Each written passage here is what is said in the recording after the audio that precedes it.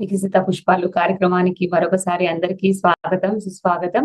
ఈ రోజు మనకి వికసిత పుష్పాలు కార్యక్రమానికి మన అతిథిగా వచ్చారు మన పిరమిడ్ మాస్టర్ బడి కృష్ణమూర్తి గారు విజయనగరం నుంచి.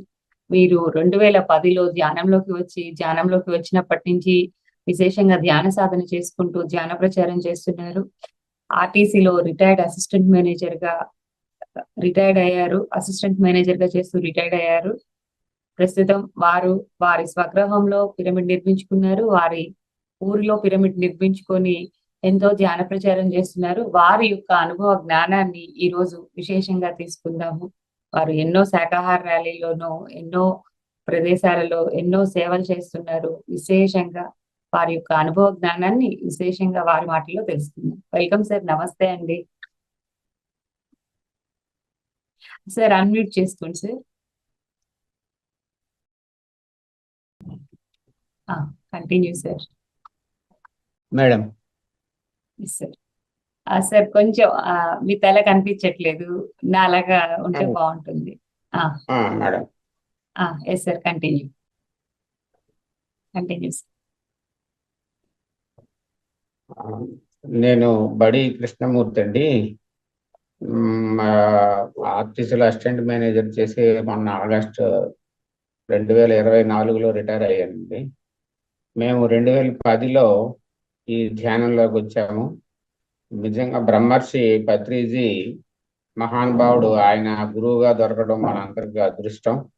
ఆయన ఎంతో జీవితాన్ని త్యాగం చేసి తన కుటుంబాన్ని పక్కన పెట్టి ఎన్నో సంవత్సరాల పాటు ఆంధ్రప్రదేశ్ దేశమంతటా తిరిగి ఎంతో మంది కోట్లాది మందిని ఆయన ధ్యానంలోకి తీసుకొచ్చారు. అందులోనే భాగంగా నేను వచ్చాను.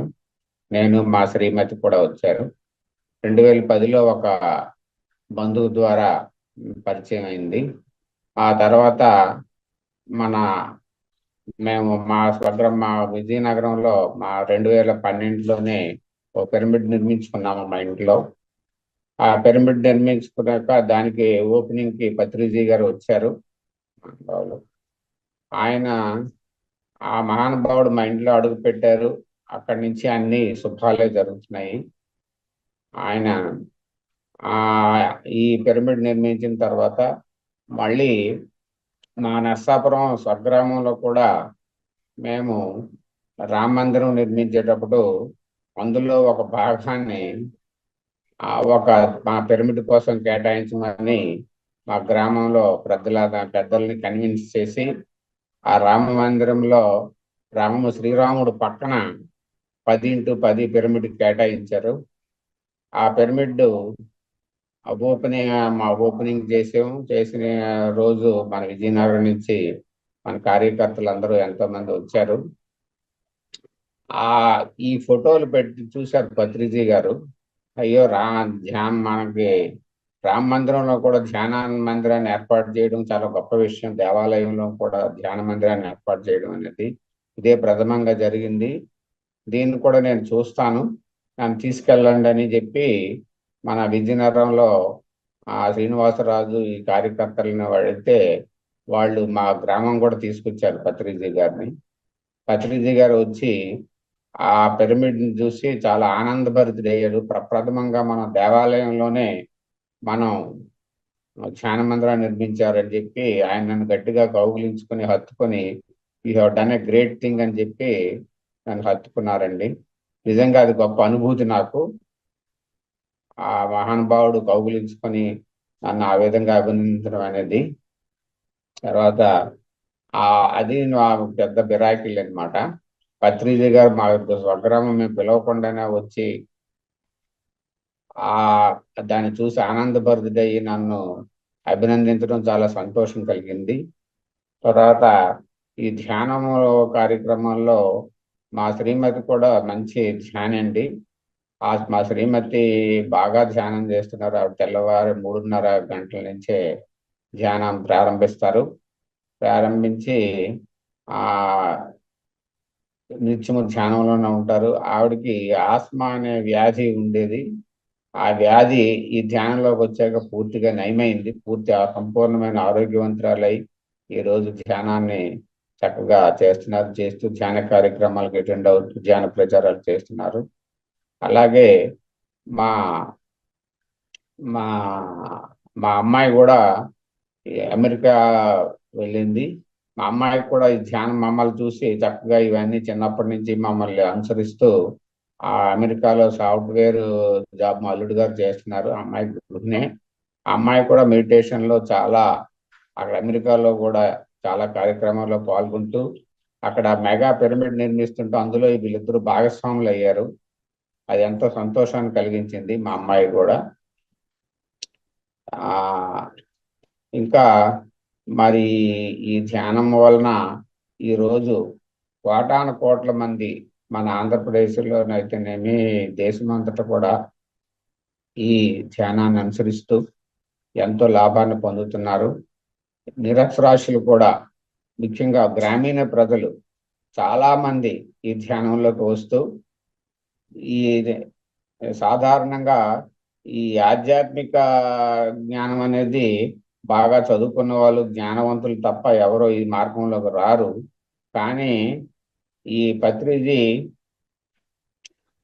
పత్రిజీ గారు ఆ దయ వలన కృప వలన ఇంతమంది గ్రామీణ ప్రజలందరూ కూడా చక్కగా ఈ ధ్యానంలో పాల్గొంటూ ముఖ్యంగా మహిళలు చాలా ఎక్కువ మంది ఈ ధ్యానాన్ని చేస్తున్నారు. అది ఎంతో ఆనందకరం విషయం.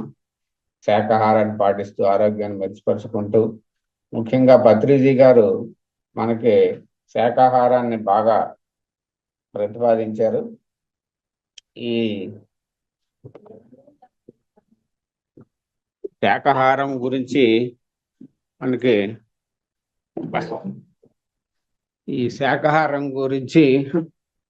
ముఖ్యంగా ఏ గురువు కూడా ఈ శాకాహారాన్ని ప్రచారం చేయలేదు.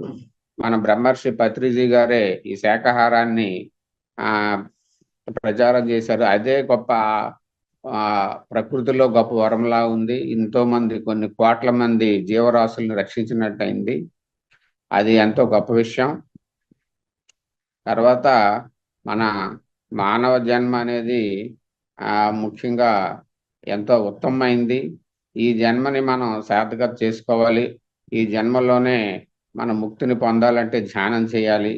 ఈ ధ్యానము అన్నిటికంటే ఉత్తమమైందని చెప్పి మన వాళ్ళు మన భగవద్గీతలోనైతేనేమి మన గ్రంథాల్లో అయితేనేమి మన గౌతమ బుద్ధుని ద్వారా అయితేనేమి ఈ ధ్యానం ద్వారా విశిష్టం చెప్పారు. ఒక ధ్యానం ద్వారా మాత్రమే మనం మోక్షం పొందగలం. ఈ పూజల కంటే వ్రతాల కంటే అన్నిటికంటే ఉత్తమమైన ధ్యానం అని చెప్పి మన భగవద్గీతలో చెప్పారు. ఈ అంశాన్నే మన పత్రిజీ గారు ఈ బుద్ధుని అష్టాంగ మార్గాల్లో యమ నియమ ఆసన ప్రాణాయామ సమాధి ధ్యాన సమాధి వీటిలో అన్నిటిలో కంటే ఒక్క ధ్యానాన్ని మాత్రమే పట్టుకొని దీన్ని ప్రజల్లోకి బాహుళ్యంలోకి తీసుకెళ్లారు. దానివలన జనబాహుల్యం బాగా ఆకట్టుకుంది. ఈ ధ్యానం ద్వారా ఎంతో మంది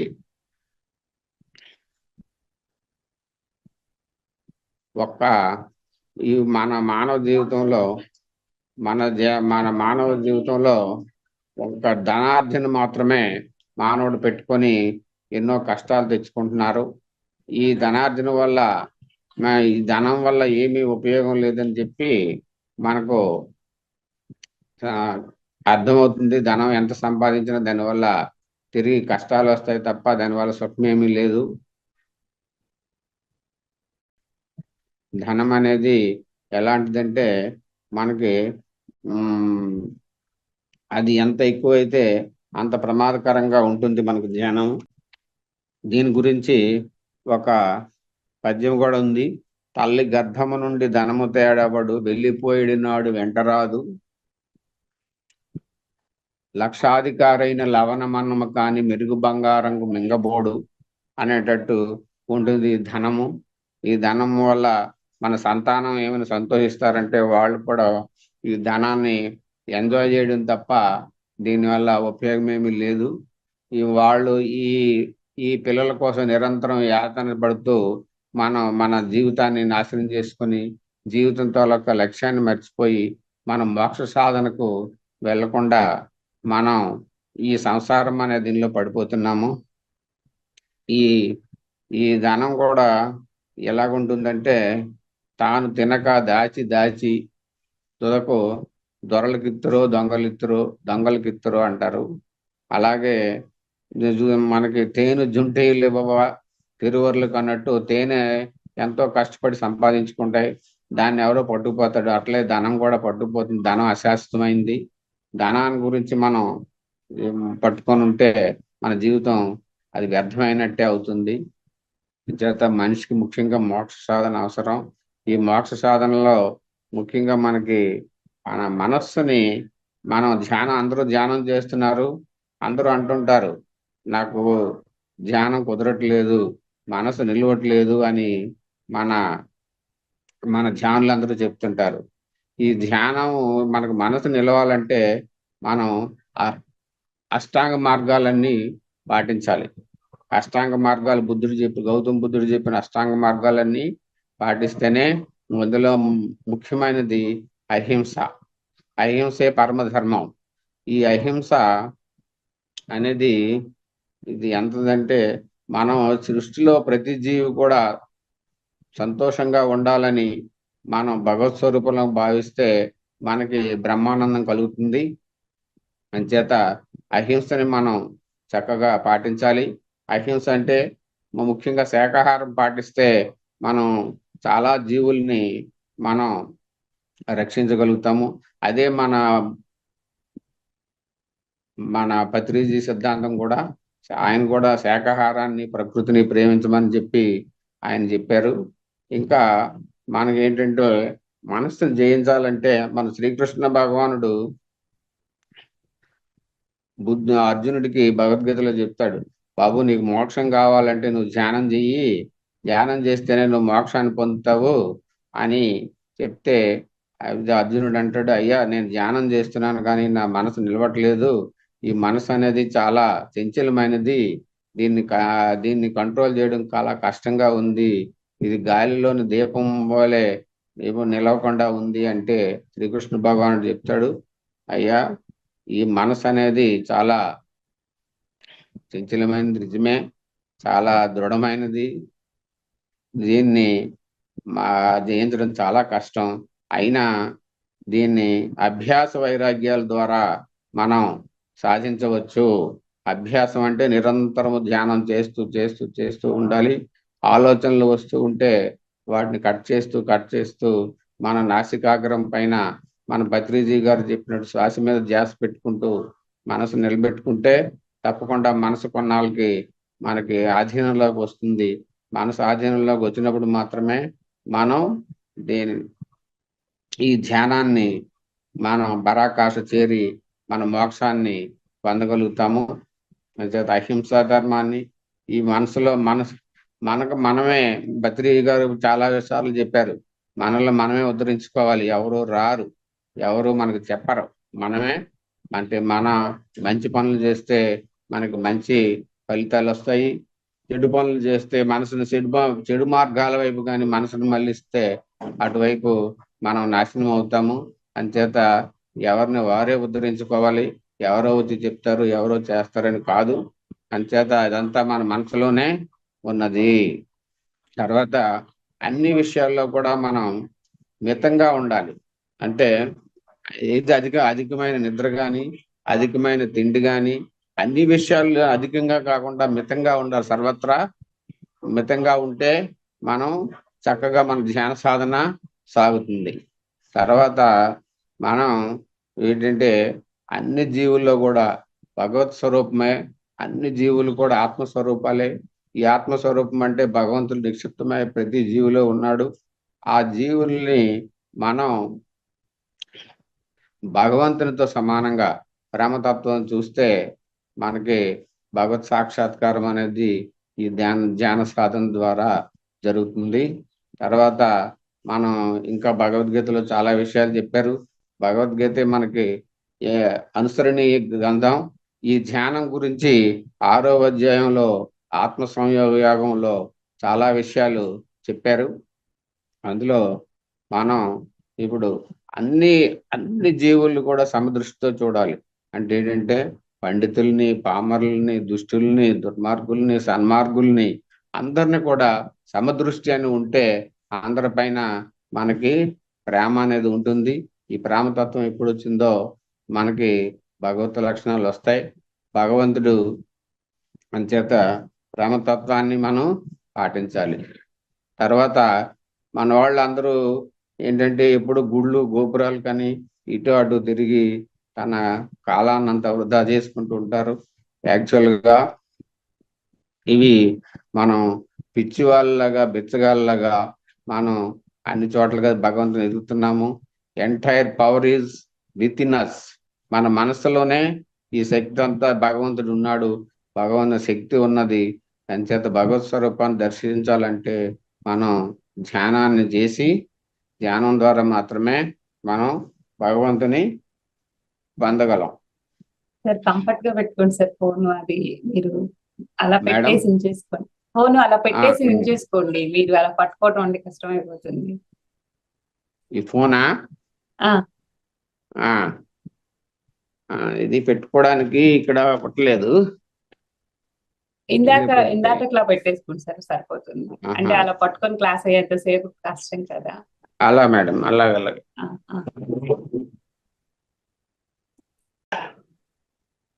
సార్ చక్కగా చెప్తున్నారు మాస్టర్. సార్ చిన్న అనివార్య కారణాల వల్ల సార్ది జూమ్ యాప్ మిస్ అయింది. దాన్ని ఇన్స్టాల్ చేసుకొని మళ్ళా అంతా సెట్ చేసుకొని అయ్యేసరికి కొంచెం సమయం పట్టింది అంతే. చాలా విశేషంగా ధ్యాన ప్రచారం చేస్తున్నారు. కనిపించరు బయటకి, కానీ ఎంతో వర్క్ చేస్తుంటారు వారు. వారి పాప వచ్చింది.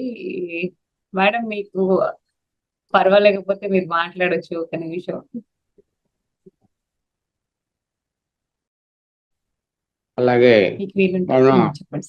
మనం ఏంటంటే మనకి అన్ని విషయాల్లోని మంచిగా ఉంటూ మనం ఈ లోకంలో మనకి ఈ సమాజం ద్వారా మనం ఎన్నో పొందుతున్నాము. ఈ సమాజం ద్వారానే మనం జ్ఞానాన్ని పొందుతున్నాము. సమాజం ద్వారానే మనం సంపాదన పొందుతున్నాము. సమాజం ద్వారానే మనం అందరం బతుకుతున్నాము. కానీ మన సమాజానికి కూడా మనం తిరిగి ఎంతో కొంత ఇవ్వాలి. మనం ఈ జన్మలోనే మనకి సాధ్యమైనంత వరకు మన సంపాదనలో కొంత శాతాన్ని మనం ఈ ప్రజా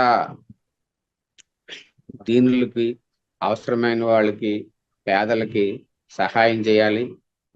మన కొన్ని ఆనందాలని, కొన్ని వీళ్ళని దూరం చేసుకుంటే ఆ డబ్బుని ఆ ఆనందాల కోసం ఖర్చు పెట్టే డబ్బుని దీన ప్రజలకి, పేద ప్రజలకి ఖర్చు పెడితే మనలో ఎంతో బాగుంటుంది. తర్వాత ఈ ఎంత ధనం ఉన్నా దాన గుణం లేకపోతే అది వ్యర్థం. ధనం అంటే నిజంగా దానం చేయకపోతే దానం చేయే గుణం లేనివాడు పేదవాడు, దానం లేనివాడు కాదు. అంచేత దాన గుణం అనేది ఉండాలి. మనం అంతా ప్రోత్సహించాలి. చేతనైన సహాయం అందరికీ చేయాలి.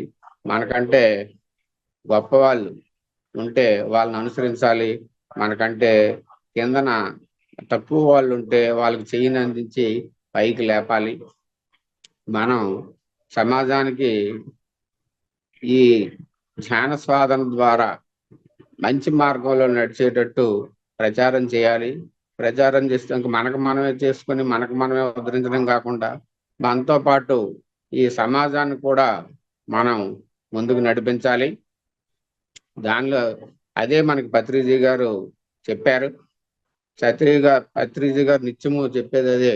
నువ్వు ఒక్కడవే కాదు, నువ్వు ధ్యాన ప్రచారం చెయ్యి. ఊరు వాడ తిరిగి ఒక్కరు ఉన్నా సరే వెళ్ళి వాళ్ళకి జ్ఞానం నేర్పించండి, వాళ్ళ జ్ఞానం చేయండి. తద్వారా మనం సమాజానికి ఎంతో సేవ చేసినట్టు అవుతామని చెప్పి ఆయన చెప్పారు. అదే మార్గంలో మనం అందరం వెళ్తున్నాము. మన పత్రిజీ సంస్థ ద్వారా ఈ పిఎంసి ఛానల్ ద్వారా కూడా ఎంతో మంది ప్రభావితులు అవుతున్నారు. దీన్ని కూడా మనం ఒక ధ్యేయంగా తీసుకొని ప్రచారం చేయాలి.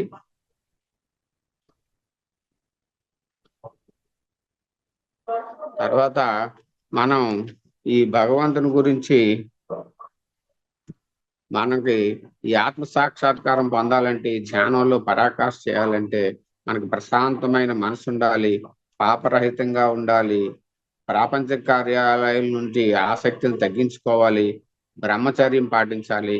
బ్రహ్మచర్యం అంటే సర్వకాల సర్వావస్థల యందు స్వచ్ఛంగా ఉండడమే బ్రహ్మచర్యం. బ్రహ్మచర్యం అంటే ఏదో పెళ్లి చేసుకోకుండా ఉండిపోవడం కాదు. బ్రహ్మచర్యం అంటే సర్వకాల సర్వావస్థల యందు సర్వకాల సర్వావస్థల యందు కూడా మనం స్వచ్ఛంగా ఉండడమే బ్రహ్మచర్యం. బ్రహ్మచర్యం పాటించాలి, క్షమాగుణం ఉండాలి.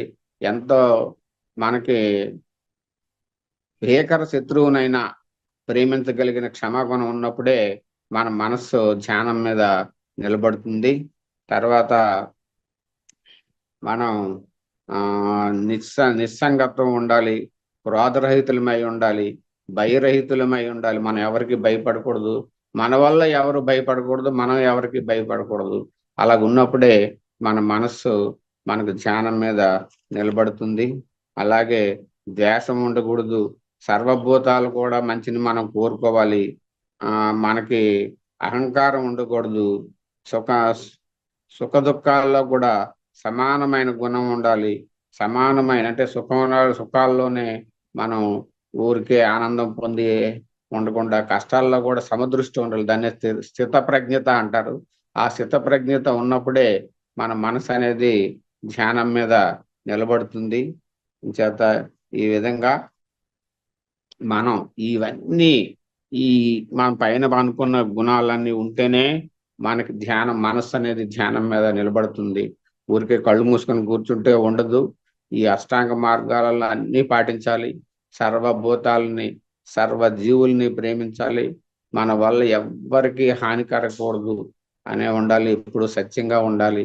శాకాహారం తీసుకుంటూ మనం ధ్యాన ప్రచారం చేస్తూ మన సాధనని పెంచుకుంటూ ఉంటే మనం ఆత్మ సాక్షాత్కారము పొందగలుగుతున్నాము. అన్నిటికంటే ముఖ్యమైనది మన మనస్సేనండి. ఈ మనసు చాలా శక్తివంతమైంది. ఈ మనసును జయించామంటే ఇంకా భగవంతుని మనం చేరుకున్నట్టే, మన మోక్ష సాధన సాధించినట్టే. అంచేత మన మనసులో ఏమనుకుంటే అది అయిపోతుందండి. మనసు అనేది అంత బలమైనది. అంచేత ఈ మనసుని మంచి మార్గాల వైపు మనం పయనించుకొని ధ్యానం మీద కాన్సన్ట్రేట్ చేయాలి. అలాగే ఈ మనసులో ఎలాంటంటే మనం బలమైన వాళ్ళు అనుకుంటే బలంగానే ఉంటుంది, బలహీనలు అనుకుంటే బలంగా నేను ఆరోగ్యంగా ఉన్నాను అని మనసు గట్టిగా అనుకుంటే ఈ అనారోగ్యాలు కూడా అన్నీ దూరం అవుతాయి మనకి. అంచేత మనం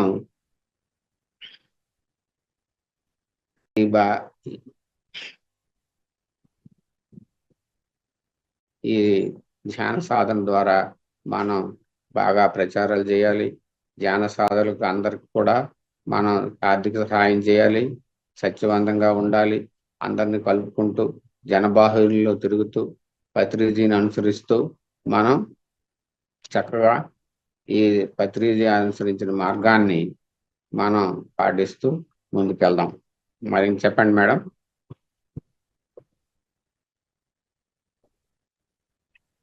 చెప్పండి సార్. చాలా బాగా చెప్తున్నారు మీరు సబ్జెక్ట్ ని. Okay madam, okay, thank you sir. అయితే మీకు ఈ మెయిన్ ఎందుకు అసలు ప్రేరణ అనిపించింది సార్ ఈ ధ్యానంలోకి రావాలనేసి? ప్రేరణ అంటే మేము మొదటి నుంచి కూడా మాకు ఆధ్యాత్మిక కుటుంబం అండి మాది. మొదట మా తాతగారు, మా నాన్నగారు మేనమామ సాధువులాగా ఉండేవారు. ఆయన సాధువు బ్రహ్మచారిగా ఉండిపోతూ నిత్యము దైవ సాధనలోనే ఉండేవారు. ఆయన దగ్గరే మేము పెరిగామండి. స్కూల్ టైం నుంచి కూడా నేను ఆయన దగ్గరే ఉండేవాడిని. ఆయన కొన్ని నెలల పాటు మౌనంగా ఉంటూ సాధన చేసేవారు. ఆయన మౌనంగా ఉండి దైవారాధనలో ఉంటుంటే మేము ఆయనకి అన్ని పాలు నీళ్లు అందించి ఆయన సపాచర్యలు చేసేవాళ్ళం. ఆ విధంగా అప్పటి నుంచే మాకు భగవంతుడి మీద ప్రేరణ ఉన్నది. ఆయన ద్వారానే ఆధ్యాత్మికలో ఉండేవాళ్ళం. ఆ తర్వాత మేము మా గ్రామం దగ్గరే ఒక ఆశ్రమం ఉందండి. అది స్వామి రామానంద ఆశ్రమం అని చెప్పి మా ఊరికి ఒక 10 కిలోమీటర్లో ఉంది. అక్కడ ఒక ఆధ్యాత్మిక గురూజీ గారు, రామానంద గురూజీ గారు ఉండేవారు. ఆయన పరమపదించారు. ఆయన శిష్యులు వెంకటేశ్వరరావు గారు అని ఆశ్రమం నిర్వహిస్తున్నారు. ఆయన కూడా మన పత్రిజీలాగే ఒక గురుతత్వంతో ఒక ఆశ్రమాన్ని నడుపుతున్నారు. ఆయన దగ్గరికి నేను 1997లోనే వెళ్ళాను మేడం. 97లోనే నేను 34-35 సంవత్సరాల వయసులోనే ఆయన దగ్గరికి వెళ్ళాను.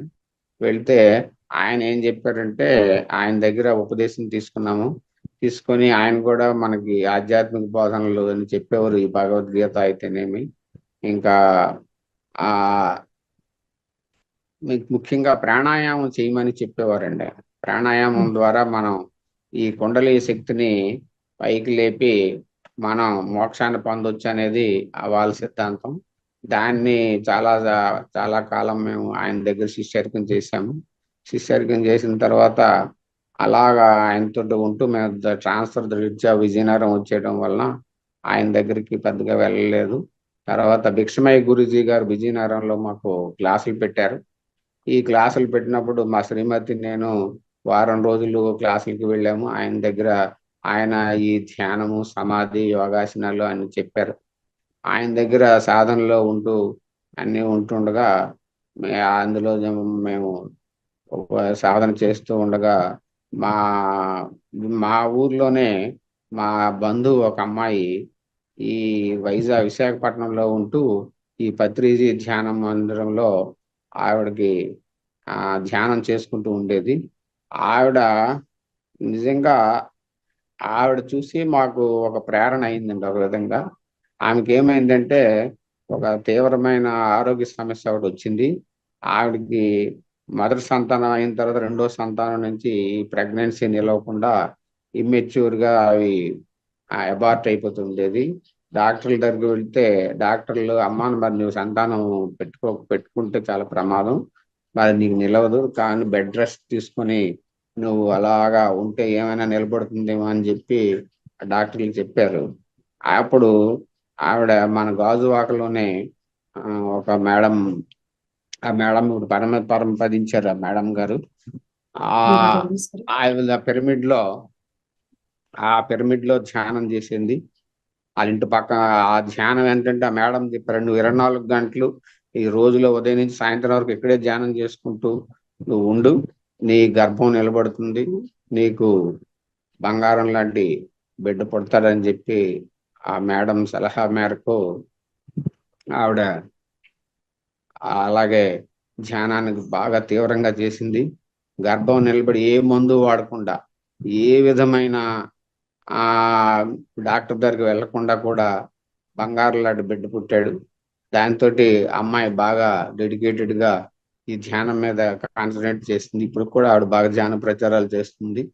ఆవిడే మమ్మల్ని ఒక వైజాగ్ లో ఒక రోజు పత్రిజీ గారు మీటింగ్ ఉంటే మమ్మల్ని ఇన్వైట్ చేసింది, రమ్మన్నారు. ఆయన ప్రసంగం విన్న తర్వాత ఈ ధ్యానం తాలూకా విశిష్టత అన్నిటిలో కంటే కూడా ఉత్తమమైన ధ్యానమే మనం ఈ పూజలు, ఈ భగవద్ దర్శనాలు ఇవన్నీ కాదు, మనం చేయాల్సిన ధ్యానమే.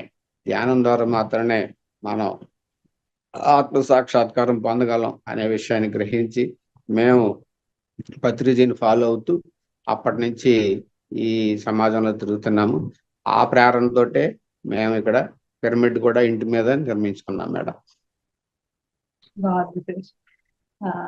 అంటే ఆ ప్రాణాయామము అది చేసేదానికన్నా ఇది మీకు మీ బంధువుల అమ్మాయిలో మార్పును చూసి మీకు ఇంకా ఆవిడ ఈ ఆరోగ్యపరంగా కూడా ఆవిడ సాధించింది.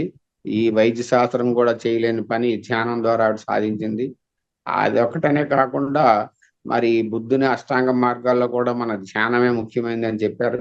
బుద్ధుడు కూడా మనకి ఈ ప్రపంచానికి ఏం చెప్పారు, నువ్వు కోర్కులన్నీ జయించి ధ్యానం చెయ్యి, ధ్యానం మాత్రమే, నువ్వు ధ్యానం ద్వారానే సుఖశాంతులతో హాయిగా ఉంటావని చెప్పారు. అదే సిద్ధాంతాన్ని పత్రిజీ గారు చెప్పారు కాబట్టి దాన్నే పట్టుకొని మేము ఈ రోజు నడుస్తున్నాం మేడం. దాన్నే ప్రచారం చేస్తున్నాం. దాని ద్వారానే మా కుటుంబం అంతా అదే పని, రిటైర్ అయిన తర్వాత ఇంకే పని లేకుండా ఇదే పని పెట్టుకుని ఉన్నాము.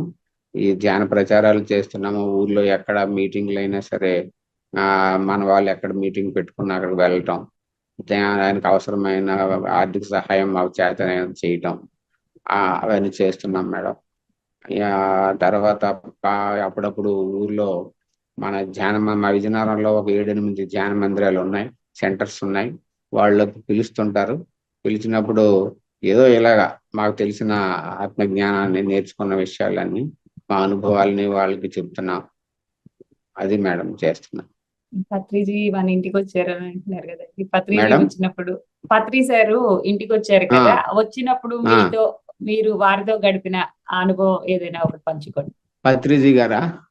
అవునండి. పత్రిజీ గారు అదే మా ఊరు వచ్చారు. మా పిరమిడ్ ఓపెనింగ్ కూడా వచ్చారు మా ఇంటికి. అది అది జరిగింది 2012లో. మళ్ళీ మా గ్రామంలో పిరమిడ్ నిర్మించినప్పుడు, రామాలయంలో ధ్యానాలయం కట్టినప్పుడు ఆయన దానికి ఎంతో ఆనందభరితుడయ్యి, ఇప్పటి వరకు నా ధ్యేయం అయితే దేవాలయాలు, ధ్యానాలయాలు కావాలి, ఆ భాగాన్ని నువ్వు నెరవేర్చావని చెప్పి ఆయన నన్ను కౌగులించుకున్నారు. అదే మహా అనుభూతి అంటే నాకు. ఎవడన్నా గ్రేట్ థింగ్ అని అభినందించారు. అదే మేడం. ఎక్కడ తర్వాత సార్? మా అమ్మాయి కూడా నర్సాపూరా ఈ సార్? ధ్యానాన్ని చక్కగా పాటిస్తూ, తన ఇంట్లోనే అమెరికాలో, ఇక్కడి నుంచి అమెరికా వెళ్ళిపోయి ఇప్పుడు 3 సంవత్సరాలు అయింది. ఇక్కడి నుంచి వెళ్ళి మా దగ్గర ఉన్నప్పుడు అన్ని నేర్చుకుంది.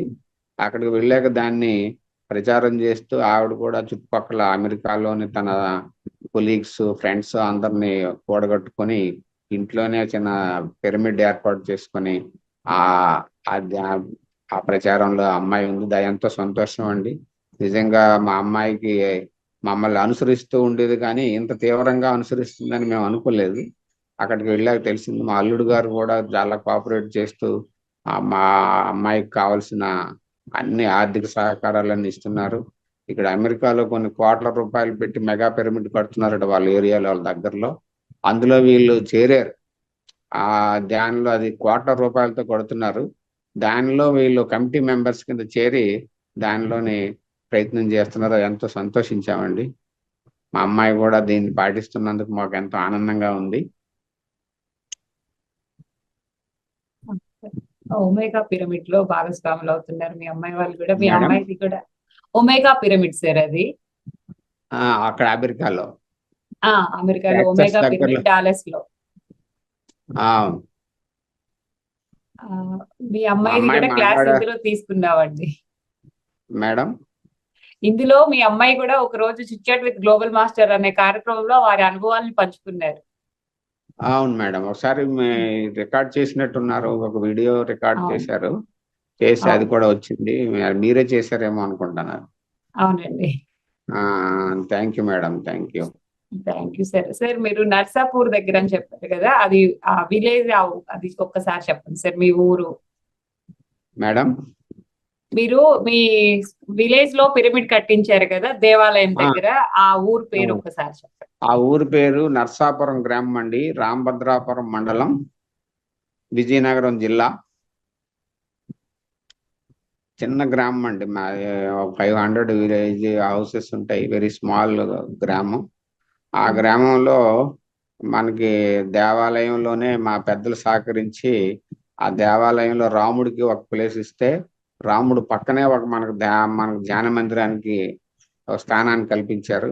నిజంగా రాముడు విగ్రహ స్థాపన పక్కనే మనకు దేవుడితో సమానం అన్నట్టు ఉంటుంది. ఆ పిరమిడ్ లో కూర్చుంటే అక్కడ అర్హత ఉండాలి కదా, రాముడితో పక్కన కూర్చుని అర్హత ఉండాలి కదా. అది కల్పించినట్టు అయింది అనిపిస్తుంది అక్కడికి వెళితే. మాకు ధ్యాన సాధన చేస్తున్నారు కొంచెం విలేజర్స్. సాయంత్రం పూట రాత్రి 8 గంటల నుంచి చేస్తుంటారు. మేము కూడా మా ఊరు ఫ్రీక్వెంట్ గా వెళ్ళి అందులో పార్టిసిపేట్ చేస్తుంటాం మేడం. అంటే దేవాలయాలే ధ్యానాలయాలు అని పత్రిగారి సంకల్పంలో భాగంగా ఇలా సంకల్పం అదే, దేవాలయాల్లో కూడా దేవాలయాలే ధ్యానాలు అవ్వాలని ఆయనకు కోరిక ఉండేది. దాని విధంగా అయితే ఏమైందంటే మాది ఏ విధంగా అది సాఫల్యం అయిందంటే, అక్కడ పాత దేవాలయాన్ని తొలగించి కొత్త నిర్మాణం చేపట్టారు. అప్పుడే మేము అందులో ఎంటర్ అయ్యాము. ఎంటర్ అయ్యి దానికి కొంత అమౌంట్ కూడా డొనేట్ చేశాను నేను. చేసినప్పుడు నేను అడిగాను అనమాట, మీరు ధ్యాన మందిరం కూడా ఇందులో కొంత భాగాన్ని ఇవ్వండి, దేవుడికి కావాల్సిన ధ్యానమే కదా, అని అంటే దేవాలయంలోనే అది కరెక్ట్ కాదు, చాలా వాగ్వివాదాలని జరిగాయి ఊర్లోనే. మీరు పక్కన ఎక్కడైనా కట్టుకోండి కానీ దేవాలయంలోనే అడగడం కరెక్ట్ కాదని అంటే దానికి మా ఊర్లో కూడా ఒక ఆధ్యాత్మికవేత్త, ఒక గురువు గారు ఉన్నారు, ఆయన కన్విన్స్ చేశాము. అసలు దేవుళ్ళు అందరూ ఒకటే, ఒక దేవుడు చాలు, ముగ్గురు నలుగురు దేవుళ్ళు ఉండడం అవసరం లేదు. రాముడు ఉన్నారు, విఘ్నేశ్వరుడు ఉన్నాడు, ఇంకా మిగతా ప్లేస్ లో ధ్యాన మందిరానికి ఇవ్వండి, మనవాళ్ళు కూడా భగవత్ స్వరూపులే కదా, వాళ్ళు ధ్యానం చేసుకుంటే భగవంతునితో సమానం అవుతారు, భగవంతుని చేరుతారని చెప్తే మొత్తం మీద ఎట్టకేలకు దాని చాలా వాగ్విదాల తర్వాత ఒప్పుకున్నారు. ఆ విధంగా అయింది. సార్ థ్యాంక్ యూ సార్, చాలా అద్భుతంగా ఉన్నాయి మీ అనుభవాలు. మేడం మీ అనుభవాలు చాలా అద్భుతంగా ఉన్నాయండి ప్రతిదీ. Thank you madam, thank you. Masters ఎవరైనా సార్ తో మాట్లాడాలనుకుంటే హ్యాండ్ రైజ్ చేయొచ్చు.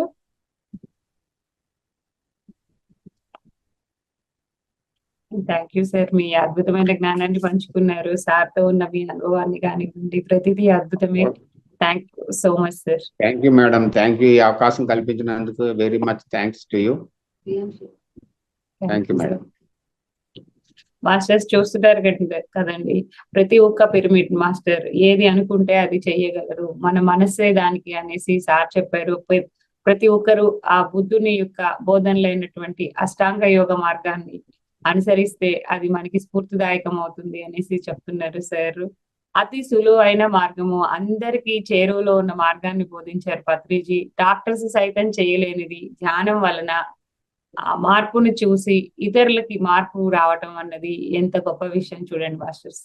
మరి అందరూ ఎంతో అద్భుతంగా, మనం ధ్యానంలోకి వచ్చిన తర్వాత ధ్యానంలోకి రాకముందు మన జీవితాల్లో ఎన్నో మార్పులు జరుగుతున్నాయి. ఆ మార్పులు ఇతరులకి స్ఫూర్తిని కలిగిస్తున్నాయి.